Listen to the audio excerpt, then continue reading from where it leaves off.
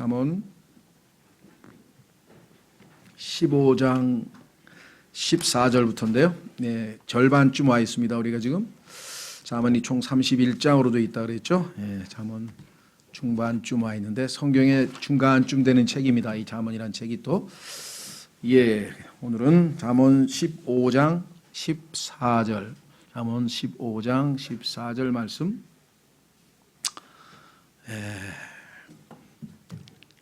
그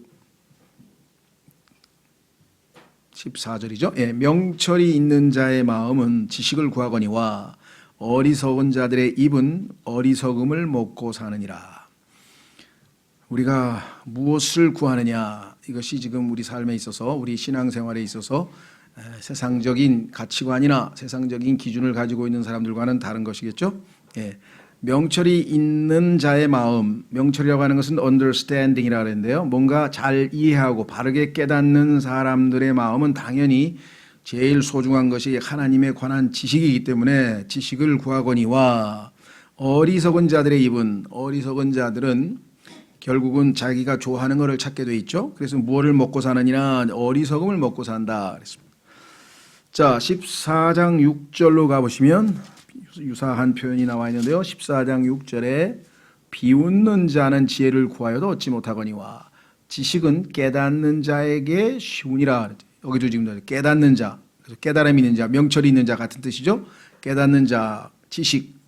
그래서 지식과 명철과 지혜, 이 세 가지는 성경에서 하나님께서 우리에게 제공하시는 것인데, 세 가지의 관계가 조금 우리가 정리를 좀 할 필요가 있습니다. 지식이라고 하는 것은 요즘 현대 용어로 얘기하면 정보입니다. 정보. 지식이라고 하는 것은 우리가 많이 들으면 이런저런 저런 지식을 쌓아가죠. 성경은 창세기, 출애굽기 등등 모세오경과 66권으로 되어 있고, 예수 그리스도께서 사복음서에 기록되어 있고, 그 다음에 쭉쭉쭉 해서 갈라디아서의 주제는 그리스도의 자유고 해서 또 예수님 어떤 분이시고 많은 정보를 얻을 수가 있습니다. 예수님에 대해서도 많은 걸 배울 수가 있습니다. 그러나 지식이 많다고 해서 그 사람이 행실이 올바르고 하나님을 기쁘시게 할 수 있냐, 그건 또 아니죠. 오히려 이 지식은 성경에 보니까 우쭐대게 한다 그랬습니다. 우리 이 킹제임스 성경 진영 사람들도 마찬가지입니다. 제일 그것이 심해요. 왜냐하면 지식이 많으니까. 크리스마스, 야 그거 저기 이방인들 그 농신제, 야 그거 우상 숭배야. 부활절, 그거 다 저 아슈타로 그 여신 숭배하는 우상 숭배야. 그 아마 얼마나 많은 지식을 가지고 있습니까 우리가? 이것저것 지식을 많이 가지고 있습니다만은 그 지식 자체가 우리가 하나님께 영광 돌리는 게 아니고, 지식은 일단 가장 중요한 자료죠. 기본 자료죠. 지식이 없으면은 내 백성이 지식이 없으므로 망한다. 지식은 중요한 겁니다. 그러나 지식은 그 자체로만 중요한 게 아니라 그 지식을 적재적소에 제대로 활용할 수 있는 능력, 이것을 우리가 지혜라고 합니다. 지혜가 있어야죠. 그래서 그것을 필요한 적재적소에 사용을 해야 됩니다.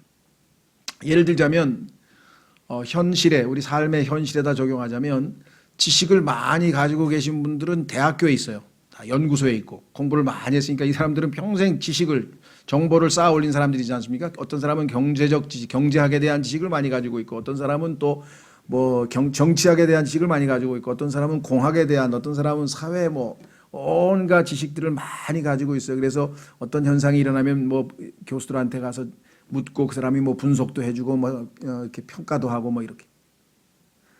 그러나 지식이 많다고 해서 그 사람을 만약에 예를 들면 대한민국에서 경제학적 지식이 제일 뛰어난 사람을 만약에 우리나라의 재정경제부 장관으로 시키면 그 사람이 국가의 경제를 잘 살려서 우리가 잘 먹고 잘 살까요? 그건 또 별개의 문제라. 지식을 적재적소에 활용할 수 있는 이 지혜는 또 별개의 문제죠. 그렇죠? 그래서 오히려 지식이 있는 교수들을 갖다가 잔뜩 이렇게 소위 말하면 현실 정치에다가 투입을 했더니 탁산 공론만 하고 실제적인 성과가 없는 경우도 허다하죠.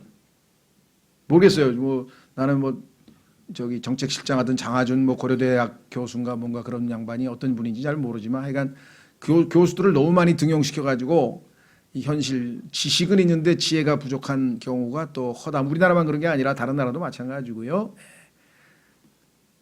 자, 그래서 이 지식과 지혜의 관계.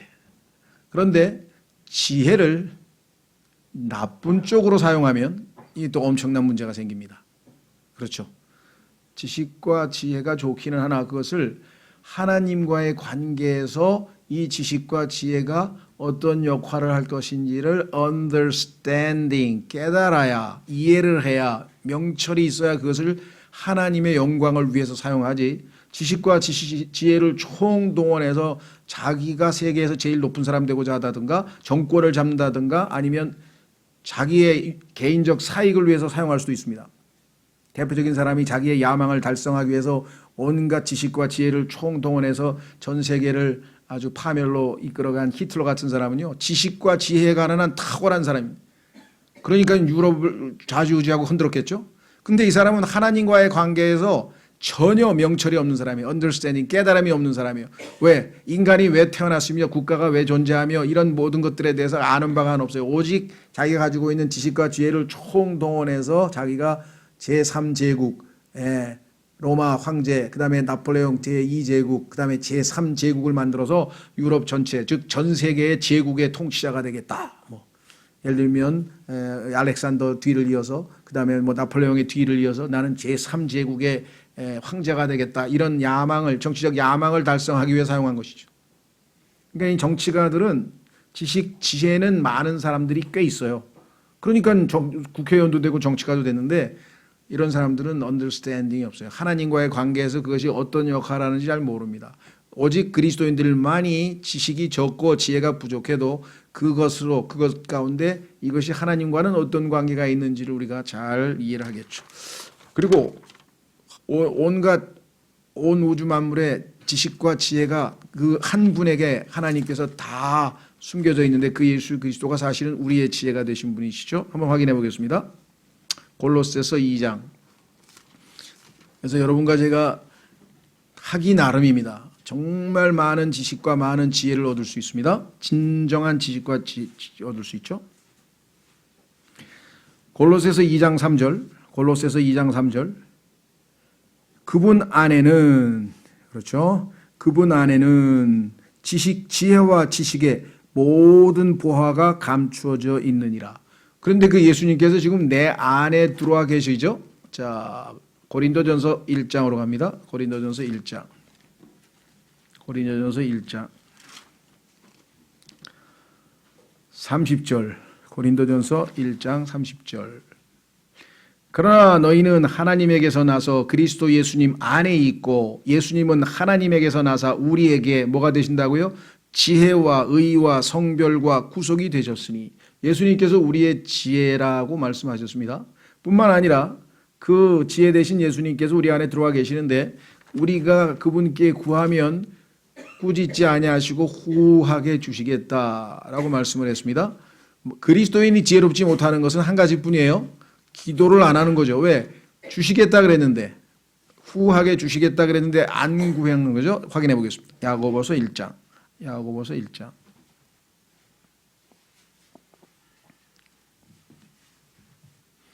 야고보서 1장 5절. 야고보서 1장 5절. 너희 중에 어떤 사람이 지혜가 부족하거든 모든 사람에게 너그러이 주시고 꾸짖지 아니하시는 하나님께 구하라. 그리하면 그것을 그에게 주시리라. 하나님께 구하면 하나님께서 지혜를 주셔서 우리는 지혜롭게 행동할 수 있습니다. 누가복음 3장. 누가복음 3장. 누가복음 2장입니다. 누가복음 2장 52절. 누가복음 2장 52절. 이 땅에서 인간의 몸을 입고 우리와 똑같은 성장 과정을 거치셨던 예수 그리스도께서는 누가복음 2장 52절에 예수님께서는 지혜와 키가 자라며 하나님과 사람에게 더욱 호의를 입으시더라. 여러분이 직장에서 또 가정에서 아니면 공동체에서 여러분이 아는 친구들의 동호회에서 모임에서 어디서든지 만약에 여러분이 지혜롭게 행동한다면 그 사람은 호의를 입을 수밖에 없죠. 야, 저 사람이 정말 지혜롭게 좋은 제안을 내서 우리 팀이 이겼다든가, 우리 회사가 성과를 냈다든가, 그렇죠? 우리 팀이 좋은 어떤 저기를 얻었다든가 이렇게 되겠죠. 자, 그래서 우리는 지혜와 관련된 내용은 집중적으로 욥기서부터 솔로몬의 아가 이 5개의 책, 이 책을 지혜서라고 부르는 이유는 하나님의 모든 지혜가 여기에 아주 압축되어 있어요. 저는 잘 모르겠는데 그 압축 파일이라는 게 있다면서요. 막 거기는 뭐 엄청난 양을 압축시킬 수 있다면서요. 그래갖고 그걸 나중에 풀면 막 엄청나게 많은 것처럼 이 안에 하나님의 모든 지혜와 지식이 담겨 있는 예수 그리스도께서 구체적인 내용들을 여기다 다 풀어 놓으셨습니다. 다른 책들 중에서도 특별히. 자, 그래서 오늘 다시 돌아옵니다. 14절 명철 있는 자의 마음은 지식을 구하거니와 어리석은 자의 입은 어리석음을 먹고 사느니라. 성경에 보니까 어리석은 자는요, 어리석음만 먹는 게 아니라 이사야서 44장에 보니까 죄를 먹는다 그랬어요. 죄. 근데 어떤 분들은 그 어리석은 자가 죄를 먹느니라 그랬더니 이거를 담배 피우는 것에 연결시켜서 해석을 하는 분이 또 있더라고. 죄를 아마 먹는 거로 생각했는데 뭐 적용이 가능해요. 그것이다는 아니지만 영적으로 우리가 비유적으로 해석할 수는 있다. 또 바람을 먹는다는 사람인데 바람은 뭐 헛된 것이죠. 어떻게 먹겠습니까? 그 다음에 쓴맛을 보다 쑥을 먹는다고 나와 있는 부분도 있고 성경에 보니까 다니엘서에 보니까요. 하나님께서 그 하나님의 창조주 하나님을 알지 못한 채 자기가 바벨론 제국의 왕이 된 것처럼 스스로 똑똑해서 왕이 된 것처럼 착각하고 있었던 바빌론의 그 벨샤살 왕을 하나님께서 짐승의 마음을 주셔가지고 이 사람이 갑자기 짐승이 된 거예요. 그래서 7년 동안 짐승처럼 바닥에서 기면서 풀을 먹고 산 사람 아시죠? 어리석은 자는 풀도 먹을 수 있습니다. 이게 이제 현대의학적으로 얘기하자면요. 무슨 제가 병 이름을 잊어버렸는데 사람이 자기를 짐승이라고 생각해서 짐승처럼 살아요. 그 돼지우리 같은 데 들어가가지고 짐승처럼, 왜냐하면 짐승이라고 자기가 스스로 생각했으니까. 근데 그런 희한한 병도 다 있더라고요. 그래서 참 신기하기도 하다. 우리도 가끔 가다가 이런 짐승만 또 못한 놈이란 말을 썼는데 그게 맞는 말이긴 한가 봐요. 그렇죠? 예. 자, 그래서 우리는 다시 돌아오셔서 정말 주님께서 주시는 푸른 초장에서 마음껏 우리가 꼴을 먹을 수 있는 지식을 얻을 수 있겠죠. 자, 15절 고난받는 자의 모든 날은 악하거니와. 그렇죠. 고난받는 날을 즐거워하는 사람은 없겠죠. 고난이 가져다 주는 유익이 있기 때문에 인내하면서 고난 가운데 기뻐할 수는 있으나 고난 자체가 성경에서 좋다고 한 적은 없습니다. 고난은 나쁜 거죠. 그러나 그것이 우리의 태도 여하에 따라 반응 여하에 따라 우리에게 때로는 유익을 가져다 줄 수 있는 것인데요. 자, 그래서 고난받는 자의 모든 날은 악하거니와 마음이 즐거운 자는 계속해서 잔치하느니라. 그렇죠. 즐거우면 즐겁게. 자, 성경에 굳이 예를 들자면 성경에 보니까 그 고난당한 자 중에 12해 동안 혈루병을 앓았던 여인이 있었잖아요. 그렇죠? 그 여인은 정말 얼마나 힘들었겠어요. 얼마나 나쁜 날들이 계속됐겠습니까? 그런데 예수 그리스도를 만나서 고침을 받게 되잖아요. 그렇죠? 또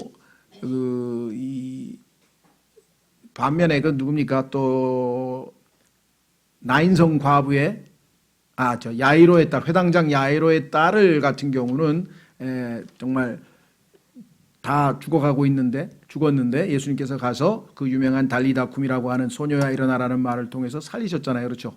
그러니까 그 집안에는 정말 여기 나와 있는 것처럼 잔치죠. 마음이 즐거운 자는 계속해서 잔치하니라. 딸을 예수 그리스도로 말미암아 치유받은 그 아버지, 그 집안이 얼마나 기뻤을까 한번 생각해 보십시오.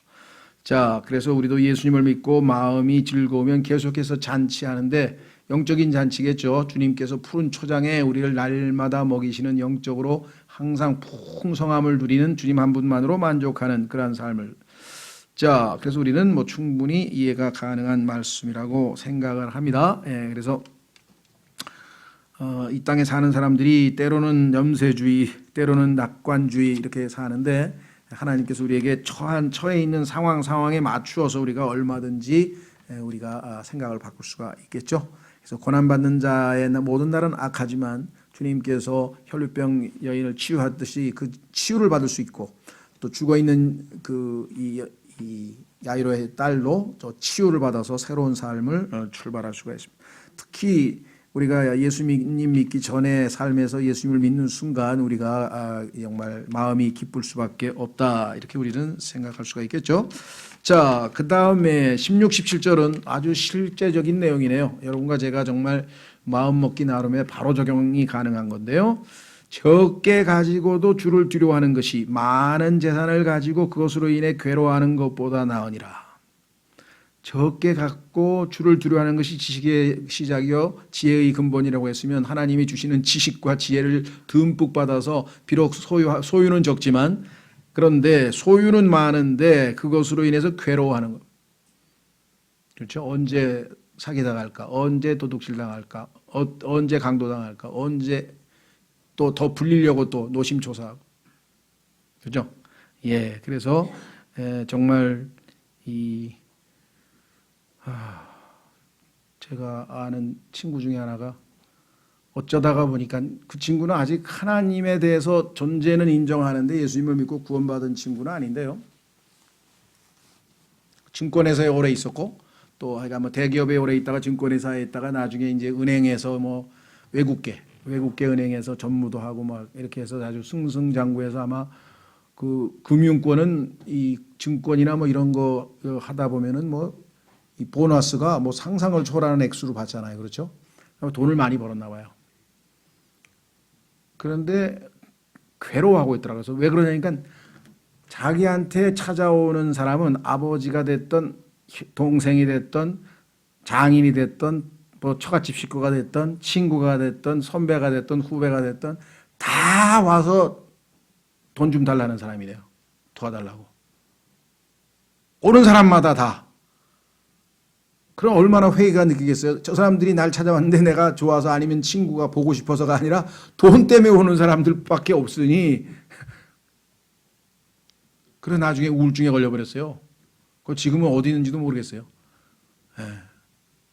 그러니까 90세 가까이 된 아버지 어머니를 모시고 어디서 일산에서 세 식구가 사는데 한번 가봤더니 그 아버지 어머니는 아직도 아들이 애기 같아서 얘야 밥 좀 차려라. 그러면 아들이 밥 차려가지고 세 식구가 사는데 참 마음이 참 무겁더라고요. 예. 본인은 그래도 효자가 돼서 하여간 최선을 다해서 아마 하고 있긴 하는 모양인데 어쨌거나 하여간 그 얘기를 들으면서 이거 돈 많이 버는 것도 이게 좋은 게 아니네. 그렇죠? 예. 하여간 뭐 그것 이외에도 막 엄청난 돈 때문에 일어난 일들 하도 많이 들어서 이게 돈 하다가 돌아버리는구나 사람이. 그렇죠. 자, 하여간 그래서 여기 적게 가지고도 주를 두려워하는 것이 많은 재산을 가지고 그것으로 인해 괴로워하는 것보다 나으니라. 물론 많은 재산을 가지고 즐거워하면 좋겠죠. 자, 두 번째, 채소를 먹으면서도 사랑이 있는 것이 외양간의 소를 먹으면서 그것과 함께 미워하는 것보다 나으니라. 요즘에는 뭐 채소가 더 비싼 거 아닌 건가요? 다이어트 식품을 해가지고. 하여간 어쨌거나 여기서 얘기하는 것은 정말 옛날로 치면은 정말 풀 먹는 사람하고 고기 먹는 사람하고 차이인데 문제는 뭐냐. 풀을 먹더라도 채소를 먹더라도 사랑이 있는 집안이 푸짐하게 고기를 먹더라도 미워하는 것보다 낫다. 이것은 정말 겪어본 사람이 알죠. 아주 아름다운 정말 이 소박한 가정이라도 사랑이 넘치고 그다음에 주를 두려워하고 하나님을 섬기고 함께 기도하고 이와 같은 가정이 훨씬 더 낫다는 것을 뭐 굳이 뭐 더 설명할 필요가 있을까요? 뭐 이미 우리는 상식적인 선에서 충분히 뭐 몇 가지 관련 속담을 좀 뭐 말씀드리면 돈이 많으면 신경도 더 쓰인다. 돈이 많으면 신경 쓰이는 게 많겠죠. 결혼 전에는 눈을 크게 뜨고 결혼 후에는 절반쯤 감아라. 뭐 그런 얘기도 있어요. 예. 경제적인 문제로 너무 하지 말라는 얘기겠죠. 예. 사랑은 꿈을 꾸게 하고 결혼은 자명종을 울려준다. 그러네. 꿈 깨라 그런 모양이죠.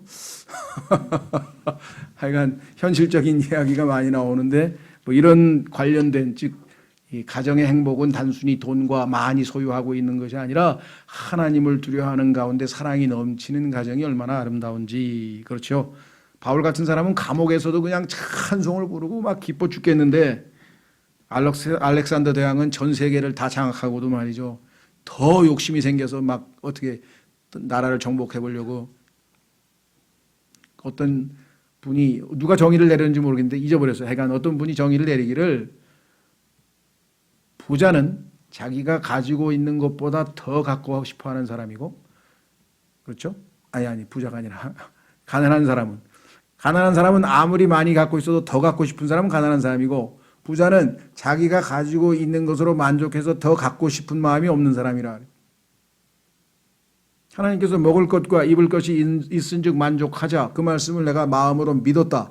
그래서 지금 나는 먹을 것도 있고 입을 것도 있다. 만족하고 있다. 그 사람은 만족한 사람, 행복한 삶을 사는 것이고요. 행복 지수가 뭐 80, 90이 올라갈 거고. 그런데 난 좀 더 가져야 되겠다. 이게. 더 가져야 되겠다. 이게. 아무리 많아도. 그런 사람은 얼마나 가난한 것인가. 그렇습니다. 그래서 가난이라고 하는 것이 액수로 결정되는 것은 아니다 이거죠. 실제로 그래요. 우리나라보다 저 벵글라데시나 무슨 어디입니까? 뭐 조그만 우리가 생각할 때 아주 이렇게 그 수준이 경제적 그런 이 GDP나 이런 게 훨씬 낮은 사람이 행복 지수가 우리보다 훨씬 더 높아요. 우리나라는 상대적 박탈감 때문에 그 사람들보다 훨씬 더 많이 벌어도 우리는 다 행복하다고 생각을 안 한다 이 말이에요. 근데 그리스도인은 성경에서 우리에게 권면하잖아요. Let us be content. 만족하자. 먹을 것과 입을 것이 있으니 만족하자. 그 말씀에만 순종하면 얼마나 우리가 행복한 사람으로 살 수가 있을까? 자, 16, 17절은 뭐 우리가 상식적으로도 충분히 납득이 되시겠죠. 18절 몹시 노하는 자는 다툼을 일으켜도 뭐 우리가 이것도 상식적으로 생활을 하면서 쭉 일으켰죠. 몹시 노하는 자는 다툼을 일으켜도 화를 내면 뭐 다툼이 일어나죠. 분노하기를 더디하는 자는 다툼을 그치게 하느니라.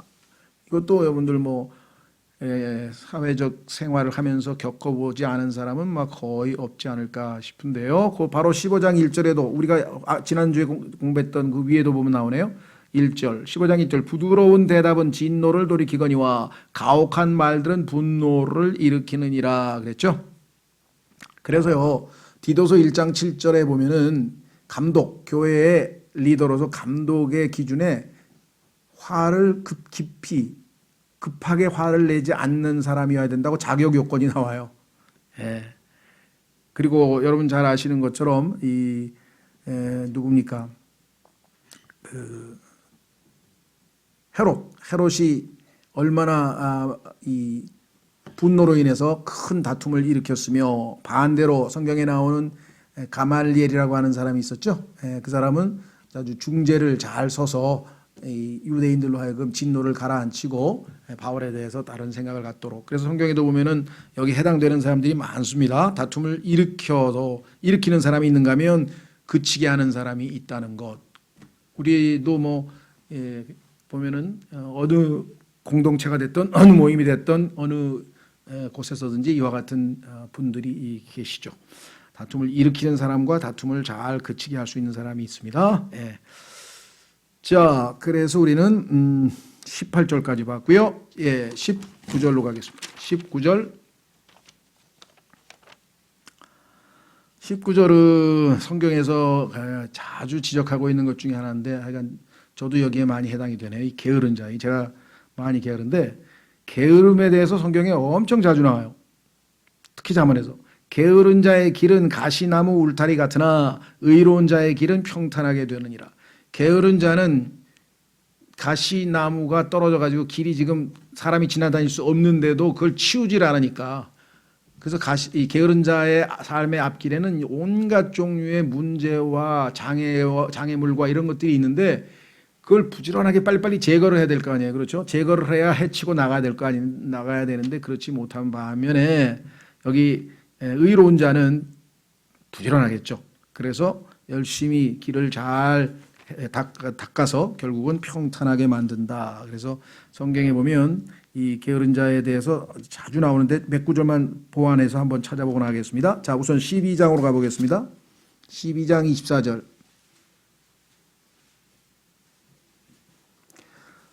12장 24절 부지런한 자의 손은 다스릴 것이나 게으른 자는 공세를 바치리라.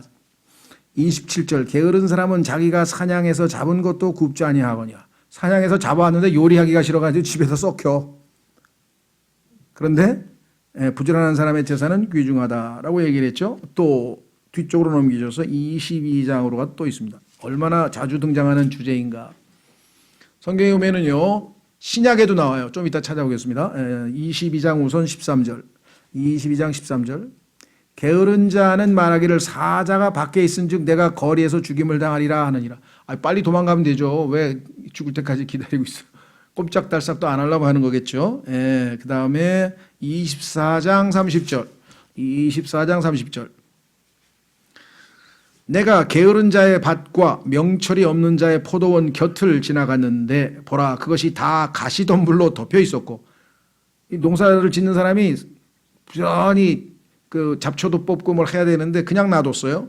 그것의 표면이 쐐기불로 뒤덮여 있었으며 그것의 돌담이 무너져 있었으므로 그때 내가 보고 그것을 매우 깊이 생각해 보았으며 그것을 바라보고 훈계를 받았느니라. 게을러서는 안 되겠구나. 좀 더 자자, 좀 더 졸자, 손을 모으고 좀 더 자자 하면 내 빈궁이 여행자같이 내 궁핍이 군사같이 이르리로다. 억울한 사람도 있을 거예요. 나는 정말 죽어라고 부지런히 일을 했는데도 난 가난하다, 빈궁하다. 그거는 이제 정말 그런 사람은 사회적으로 뭔가 도와줘야 되겠죠. 뭔가 있을 거예요. 그런데 일단 대부분의 경우에는 뭐 자기가 자초한 것이죠. 게으름으로 말미암아 일반적으로 볼 때는 뭐 빈궁하다는 것은 분명한 것 같고요. 얼마든지 예외는 있을 수 있습니다. 정말 시장에서 하루 종일 그렇게 일을 하고 장사를 해도 이게 뭐 팔리지도 않고 하여간 여러 가지 그 열악한 여건으로 인해서 어려우신 분도 물론 당연히 있다는 것을 우리가 전제해서 이야기를 드립니다. 자, 그래서 게으름에 대해서는 정말 얼마나 자주 성경에서 언급하는지 말씀을 드렸고요. 그래서 의로운 사람은 반대죠. 열심히 부지런히 해서 앞에 있는 모든 장애물과 가시를 다 제거해서 결국은 길을 평탄하게 그래서 잘 갈 수 있도록 그렇게 만든다 그랬습니다. 자, 그래서 로마서 12장으로 가면 신약에서도요. 로마서라고 하는 책은 12장서부터 그리스도인의 실행적인 내용이 나옵니다. 11장까지가 교리서예요. 하나님의 위대한 복음의 교리가 11장까지 나오고 12장에 가면은 본격적으로 그리스도인은 이와 같은 삶을 산다라고 하는 실천적 내용이 나오는데 그 실천적 내용의 첫 단계는 물론 헌신이고요. 그 다음에 쭉 이어서 그리스도인으로서의 기본적 자세가 나오는데 그 중에 열심히 부지런히가 나와요. 한번 보세요. 11절. 로마서 12장 11절. 이 일을 게을리하지 말고 영이 뜨거운 가운데 주를 섬기며. 자, 여기 게을리하지 말란 말이 분명하게 나와 있죠. 자, 그 다음에 넘어갑니다. 다시 또 히브리서 11장에도 나와요. 히브리서 11장에도 여러분과 제가 하나님께 나아가려면 그분이 계신 것을 믿어야 되고, 두 번째 부지런히 게으르면 안 돼. 부지런히 주님을 찾는 자에게 부지런히 하나님이 보상하신다. 분명히 써 있죠. 히브리서 11장 6절. 그러나 믿음이 없이는 하나님을 기쁘게 하지 못하나니 그분께 가는 자는 반드시 그분께서 계시는 것과 또 그분께서 부지런히 자신을 찾는 자들에게 보상해 주시는 분이심을 믿어야 할지니라. 이 부지런이라고 하는 말이 개역성경에 빠져 있다 그랬죠. 하나님은 우리의 마음 자세를 보시기 때문에 우리가 정말 간절히 원하는지를 봅니다. 부지런히 추구하지 않고 적당히 하면은 하나님께서 애들이 왜 자기의 욕구를 전달할 때 왜 울어요? 맹렬하게 우는 거, 그 뭐냐. 자기는 그 갈망이 크다는 거죠. 그렇죠? 그래서 우리 속담에도 우는 아이 젖 더 준다 이런 말이 있어요. 애가 자꾸 울어야 어머니가 그걸 급한 갈망이 있고 필요가 있다는 걸 알고 주지. 그냥 적당하게 있는 아이는 그렇죠. 그래서 계속 와서 쫄랐죠. 판사한테 재판관한테 와서 억울합니다 하면서 계속 쫄라댔더니 그냥 귀찮아서 할 수 없다 그래가지고 들어줬다. 너희도 이와 같이 기도하라. 기도도 그렇게 부지런히 끝까지 그런 자세로 하라고 주님께서 가르치셨습니다. 자, 그래서 게으름에 대한 얘기를 이 정도 선에서 마치고요. 20절로 가겠습니다. 잠언 15장 20절. 잠언 15장 20절.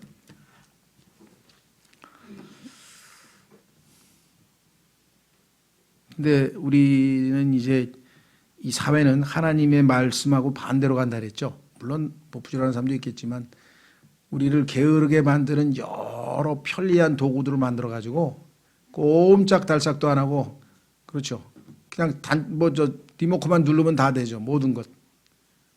점점 게을러질 수밖에 없죠. 예. 그런 상황으로 지금 우리가 내몰리고 있다. 20절 지혜로운 아들은 아버지를 즐겁게 하나 어리석은 자는 자기 어머니를 멸시하느니라. 그렇습니다. 성경에 따르면 지혜로운 자자 10장 1절에 가면 솔로몬의 잠언이라 지혜로운 아들은 아버지를 즐겁게 하거니와 어리석은 이는 아들은 자기 어머니의 근심거리이니라. 오늘 우리가 본 책에는 근심거리라고 되어 있지는 않고요. 어머니를 멸시한다 그랬어요. 멸시하는 사람은 당연히 근심거리가 되겠죠. 아마 여기 계신 분도 지금 근심거리를 제공하는 아드님이나 따님을 두신 분들이 꽤 있으실 것 같은데 그렇습니다. 하여간 기도 제목의 절반은 다 자식들이 근심거리 된 자식들 위해서 기도해달라는 기도 제목이에요. 아니면 아픈 어머니 아버지 거의 대부분이 현실적으로 보면 그게 제일 많은 것 같아요. 그래서 하나님께서는 지혜로운 아들은 당연히 하나님 아버지를 기쁘게 하죠. 그렇죠? 정말 저렇게 척척 알아서 지혜롭게 일 처리도 잘하고 이러면 얼마나 부모가 기쁘겠습니까? 이제 뭐 가정의 날도 이제 가정의 달이라고 하는 5월 달이 돌아오는데요. 자, 그래서 지혜로운 아들은 아버지를 즐겁게 하나. 우리도 그리스도인으로서 정말 예수 그리스도가 나의 지혜가 되고 위로부터 주시는 지혜를 기도함으로써 풍성히 받아서 우리의 삶이 지혜롭게 되면 하나님을 매우 기쁘시게 해 드릴 수가 있겠죠. 그렇죠? 자, 반면에 여기 나와 있는 것처럼 어리석은 자는 자기 어머니를 멸시하느니라. 과거에도 보면은 그 어머니가 그렇게 아주 뭐 장사하고 뭐 고생하고 해가지고 아이를 키워놨는데 그 아이가 자기 어머니가 그런 시장터에서 장사하는 것들이라 아니면 무슨 청소부라든가 막 이런 거를 부끄러워해가지고 막 절대로 학교 오지 말라고 부모님 뭐 그런 식으로 해서 마음에 상처를 입으신 부모님들이 뭐 많잖아요, 그렇죠? 뭐 이런 일들은 동서고금을 말하고 다 있습니다. 뭐 제가 기억나는 사람은 그 미국에서 미식축구 영웅이었던 그 하인즈 워드라고 하는 사람이 자기 어머니가 한국 여자고 그렇죠? 배우지 못하고 또 흑인 아버지를 두고 뭐 이런 것 때문에 자신의 과거를 부끄러워했었지만 나중에 자기가 성공한 다음에 얼마나 그 어머니를 자랑스럽게 우리 한국에도 모시고 와서 많은 사람들에게 공개하고 그랬죠. 그래도 이렇게 탕자처럼 돌아와서 회개하고 그 어머니에 대해서 자랑스럽게 생각하고 보상하는 사람들도 물론 있어요. 자, 그래서 우리는 1절. 자, 21절. 지혜가 없는 자에게는 어리석음이 기쁨이 되거니와. 지혜가 없는 자는요, 어리석은 짓을 보면 기뻐해요. 누가 한탕 해가지고 왕창 돈을 뭐 은행에서 털었다더라, 와! 하면서 뭐 영웅시하고, 그냥 나쁘고, 못되고, 잘못된 그런 것들에 대한 막, 그렇죠? 그런 걸 대단히 막, 좋아하고, 막 이런 경향이 있죠. 여기 보면은 지혜가 없는 자에겐 어리석음이 기쁨이 되거니와 명철한 자는 곧바르게 걷느니라 그랬습니다. 자, 한번 우리가 그 14장으로 한번 가보겠습니다. 14장 16절.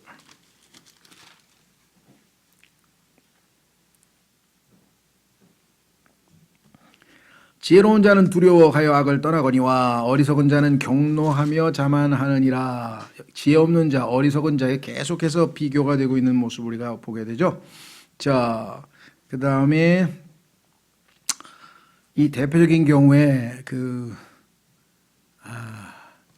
예수 그리스도에게 자신의 무덤을 제공한 아리마대 요셉 같은 사람은요, 정말 자기의 무덤을 예수님께 제공한 것처럼 아주 이분이 누구신가를 알고 명철을 소유한 사람이죠. 곧바르게 처신한 것을 우리가 보게 되고요.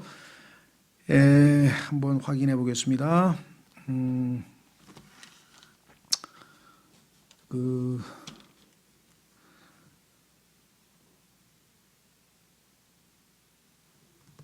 어디 보자. 한번 보겠습니다.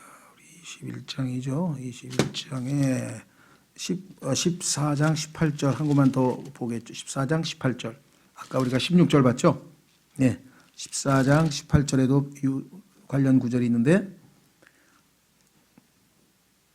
14장 18절 단순한 자는 어리석음을 상속하거니와 분별 있는 자는 지식으로 관을 쓰니라. 단순한 자, 분별 있는 자, 지혜 있는 자, 어리석은 자 계속해서 대조하고 있다는 것. 자, 다시 돌아오셔서 22절, 오늘 23절까지 보죠. 22절 조언이 없으면 계획들이 실패하되 좋은 자가 많으면 그것들이 굳게 서느니라. 성경에 봐도 이 조언을 통해서 하나님의 일들이 이루어지는가 하면 반면에 독자적으로 일을 하다 실패하는 경우도 종종 있는데요. 우리가 지난번에도 11장 14절 11장 14절에도 유사한 말씀이 있었죠.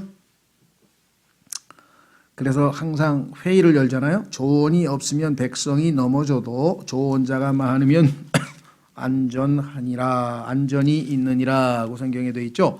자, 우선 예수 그리스도께서 관련지어서 사복음서에서 한번 한 구절 실제적인 예를 한번 살펴보겠습니다. 누가복음 14장, 누가복음 14장에 보시면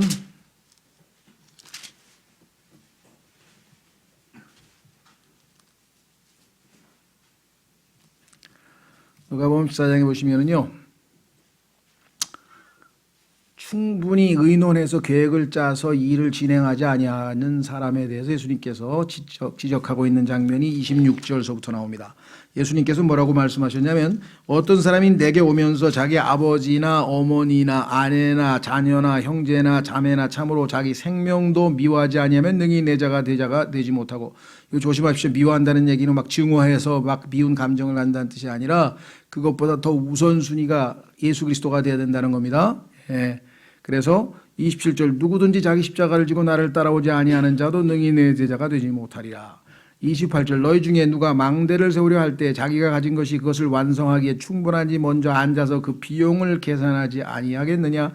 그렇게 하지 아니하며 그가 기초만 놓은 채 그것을 완성하지 못하면 그것을 보는 모든 자가 그를 조롱하기 시작하여 이르되 이 사람이 세우는 일을 시작하고 완성하지는 못하였다 하리라. 31절도 마찬가지.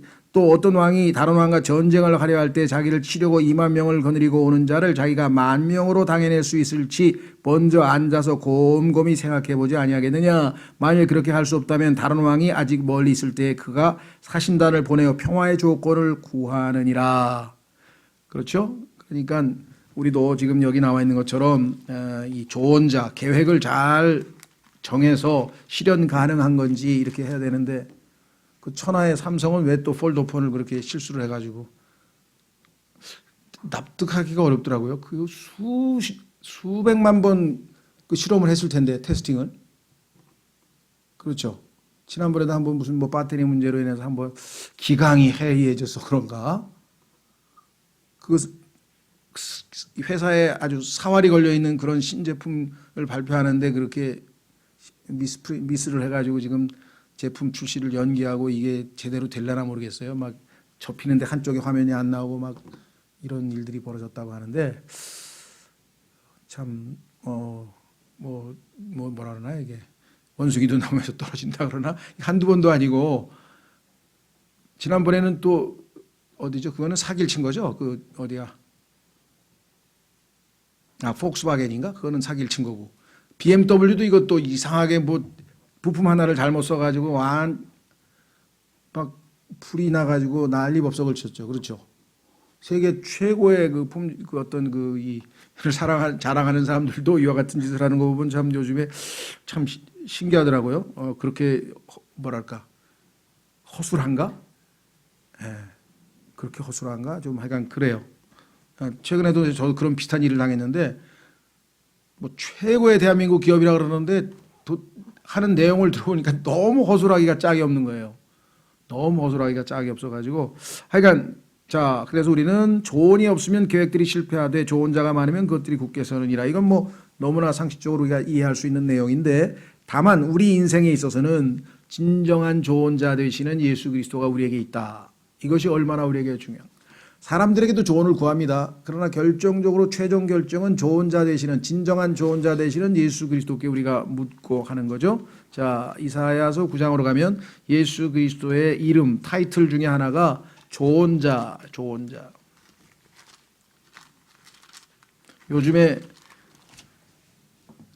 그 회사를 차리거나 회사의 경영이나 아니면 신제품 출시 나이가 뭐 결정적으로 크게 회사가 기업이 도약을 하거나 어떻게 하는 순간에 가장 중요시 여기는 게 보니까 컨설팅 회사를, 컨설턴트를 찾아가서 그 사람에게 컨설팅을 받는 거예요.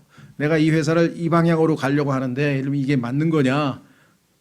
잘못 결정하면 그냥 다 회사가 잘못하면 주저앉잖아요. 그래서 그 컨설팅 비용이라는 게 어마어마하게 비싸더라고요. 그러니까 그 사람은 모든 지식을 총 집약해서 이 방향으로 나가면 회사가 잘 될 수 있다는 것을 설득시키는 거죠.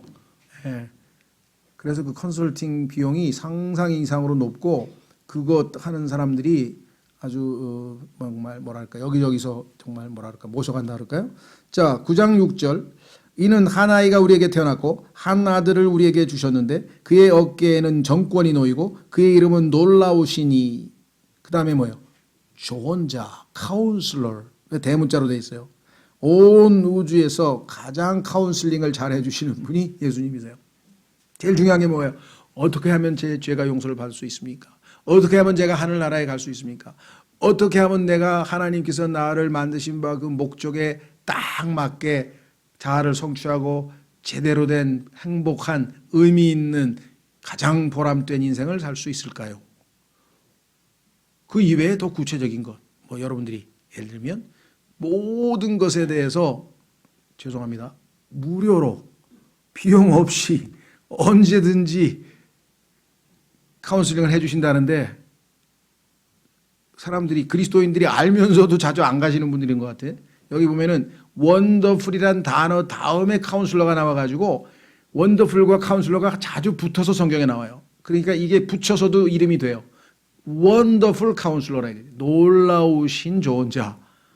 이렇게 되신 건 예수 그리스도이시기 때문에 여러분과 제가 어떠한 상황에서도 이분께 조언을 구할 수가 있겠죠. 또 여러 가족끼리나 아니면 뭐 공동체도 같이 기도할 수가 있습니다. 자, 오늘 마지막 구절 23절입니다. 사람은 자기 입의 대답으로 기쁨을 누리나니. 천냥 빛도 말 한마디 뭐 이렇죠. 그래서 정말 자기 입의 대답으로 기쁨을 누리라니. 말 한마디 잘해가지고 그냥 아주 인생이 뒤바뀐 사람이 어마어마하게 많죠. 우리도 마찬가지죠. 예수 그리스도께서 나를 믿을 거냐, 너희가 나를 믿느냐 했을 때 우리가 믿습니다, 믿겠습니다 하는 순간에 치유받은 사람이 여기 성경에 보면 한둘이 아니죠. 자, 그 다음에 뭐 자기 입의 대답으로 기쁨을 누린다는 얘기는 우리가 또 충분히 상식적으로 잘 알고 있는 내용이죠. 자, 그 다음에 마지막 구절이 이게 또 참 우리에게 큰 아주 유익이 되는, 도움이 되는 그런 교훈이네요. 때에 맞게 한 말이 얼마나 좋은가.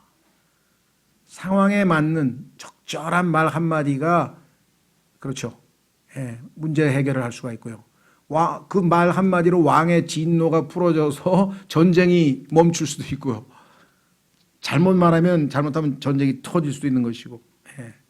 뭐 여러 가지 예가 있는데 그저 한두 개만 얘기를 하죠. 여러분들 뭐 여러분 주변에서도 그런 사람들이 있겠죠. 어떤 사람은 뭐 말은 아니지만 글로 써 있긴 했지만 운전을 하고 가다가 도로 표지판에 밑에 붙어 있는 성경 구절을 통해서 구원을 받은 사람도 있어요. 그 한마디를, 한 글자를 보고. 예전에는 뭐예요? 그 우리나라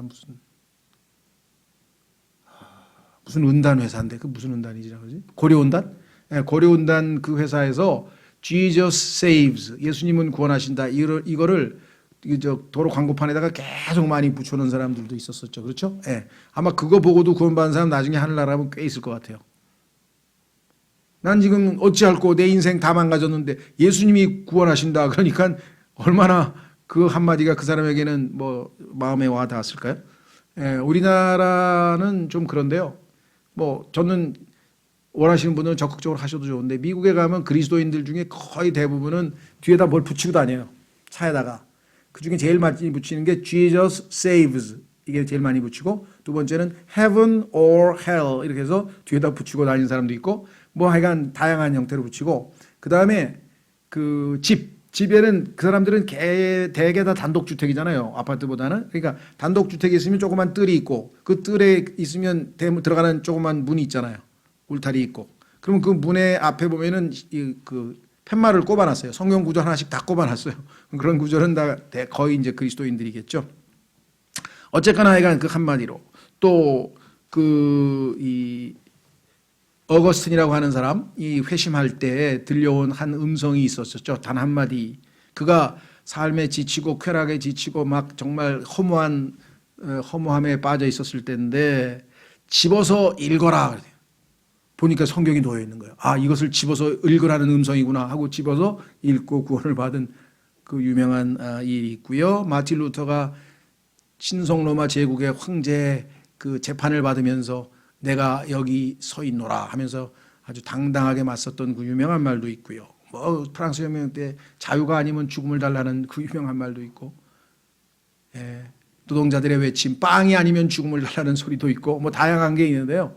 그 중에서 그 유명한 타이타닉이 침몰됐을 때 존 하퍼라고 하는 사람이 이제 물속에서 허우적대는 거죠. 이제 뭐라 그러나 이 구명조끼는 입었는데 해가 허우적대면서 뭐라고 얘기하냐면 영어로는 게 I am lost란 말인데 나는 길을 잃어버렸다. 사실은 그게 종교적인 표현으로 하자면은 나는 구원을 못 받았다 이 소리거든요. 나는 지금 왜냐하면 I am found 하면 발견됐으니까 주님이 나를 발견했다 그래서 이게 이 구원받았다는 뜻이기 때문에 성경에서 이 lost라고 하는 말은 조금 의역해서 구원을 못 받았다 뭐 이런 뜻인데 I'm lost 하면서 막 외치면서 있는 거예요. 근데 그 옆에서 호적되던 스코틀랜드 선교사 한 사람이 주 예수 그리스도를 믿으라 그리하면 내가 구원을 받고 내 집이 구원을 받으리라 하고 외치고 허우적대다가 죽었어요. 이 사람은 물에 빠져 죽었어요. 선교사는. 근데 이 존 하퍼는 건짐을 받았어요. 그 구조가 됐어요. 그 나중에 이 사람이 사람들에게 그 배에 가서 나온 물속에서 허우적대면서 구원을 받았다고 간증을 주변에 있는 사람들에게 했다는 일화가 전해져 내려옵니다. 얼마나 적절한 타이밍일까요? 왜? 둘 다 죽기 직전이냐 잘못하면. 마지막 죽는 순간에 한 사람은 복음을 전했고 마지막 순간에 그 사람은 구원을 받았고 뭐 이런 역사적인 일들이 뭐 어디 한두 개겠습니까? 그래도 우리도 정말 타이밍 있게 적절하게 딱 한마디 한 구절 찾고 마치겠습니다. 뒤에도 나오는데요. 잠언 25장으로 한번 잠언 25장 맞나? 뭐 그 사과 얘기가 나오는 게 맞나? 11절. 여기도 역시 마찬가지입니다. 적절한 때 적절한 장소에 적절한 타이밍에 여기도 적절한 말이죠. 적절히 말한 말은 은 그림들에 있는 금사과들 같으니라. 여러분들도 아마 누구 한 사람이 적절한 권면, 적절한 성경 구절, 적절한 뭐 어떤 방식이든지 조언을 하면 그것이 자기의 문제가 해결되는 경우가 아주 자주 있죠. 어떨 때는 기도 한마디로 누군가가 이렇게 대표 기도를 하는 순간에 그 기도에서 들리는 한마디로 내 문제가 해결되어 버리는 경우도 있는 것이겠죠. 그렇죠? 그래서 하나님께서 다양한 방식으로 우리에게 그 같은 말을 쓰는데 오늘 자문에도 보니까 아주 참 감탄하죠. 때에 맞게 한 말이 얼마나 좋은가 감탄사 딱 찍어놨네요. 느낌표. 그렇죠? 다음 시간에 24절부터 보겠습니다. 오늘 이 시간에 오늘 주신 말씀 정말 우리가 깊이 있게 하나하나 묵상해서 이 말씀이 우리 안에서 합당한 열매로 하나님을 영화롭게 할 수 있는 역사가 일어날 수 있도록 다 같이 기도하겠습니다.